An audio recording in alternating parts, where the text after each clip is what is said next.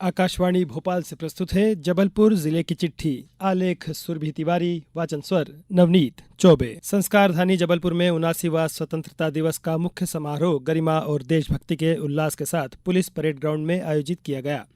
सुबह 9 बजे प्रदेश के उप मुख्यमंत्री जगदीश देवड़ा ने ध्वजारोहण किया। इसके बाद उन्होंने मुख्यमंत्री के संदेश का वाचन किया, जिसमें राज्य की विकास यात्रा, जनता के प्रति सरकार की प्रतिबद्धता और स्वतंत्रता संग्राम सेनानियों के योगदान का स्मरण था।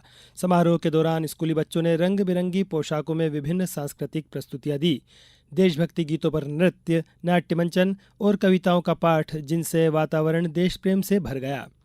स्वतंत्रता दिवस के अवसर पर जिले के अनेक सरकारी और गैर सरकारी संस्थानों में भी उत्सव का माहौल रहा। मध्य प्रदेश उच्च न्यायालय में मुख्य न्यायाधीश जस्टिस संजीव सचदेवा ने ध्वजारोहण किया और न्यायिक सेवा से जुड़े अधिकारियों को संविधान की गरिमा बनाए रखने का संदेश दिया। इसके साथ ही जबलपुर की प्रमुख आयुध निर्माणियां OFK, VFJ, GCF, COD में महाप्रबंधकों ने राष्ट्रीय ध्वज फहराया। BSNL, मध्य प्रदेश विद्युत वितरण कंपनी और जिले के सभी शैक्षणिक संस्थानों में ध्वजारोहण के साथ ही सांस्कृतिक कार्यक्रम आयोजित किए गए। इस वर्ष हर घर तिरंगा, स्वतंत्रता का उत्सव, स्वच्छता के संग थीम पर निकाली गई रैली ने शहर के कोने कोने तक देशभक्ति का संदेश पहुंचाया। इसमें बच्चों, युवाओं और बुजुर्गों ने मिलकर उत्साहपूर्वक नारे लगाए और लोगों को अपने घर पर तिरंगा फहराने के लिए प्रेरित किया।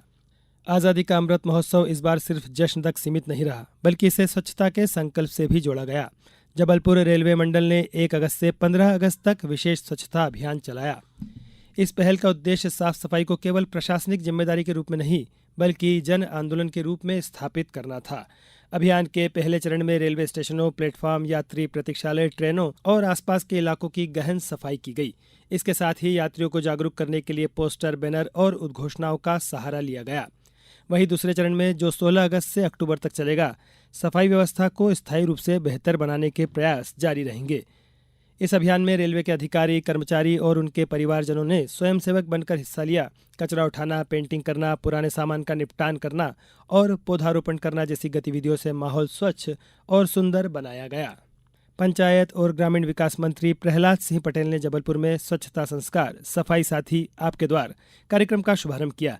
मानस भवन में आयोजित इस कार्यक्रम का मुख्य उद्देश्य लोगों की सोच में बदलाव लाना था, ताकि सफाई को एक सामाजिक जिम्मेदारी और सम्मानजनक कार्य माना जाए।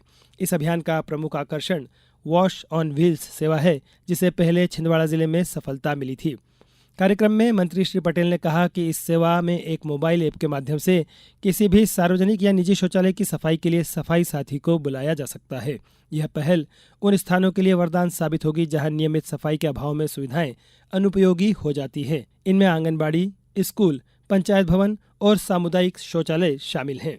मंत्री श्री पटेल ने यह भी कहा कि इस योजना से समाज में यह धारणा टूटेगी कि सफाई केवल कुछ विशेष वर्ग का काम है।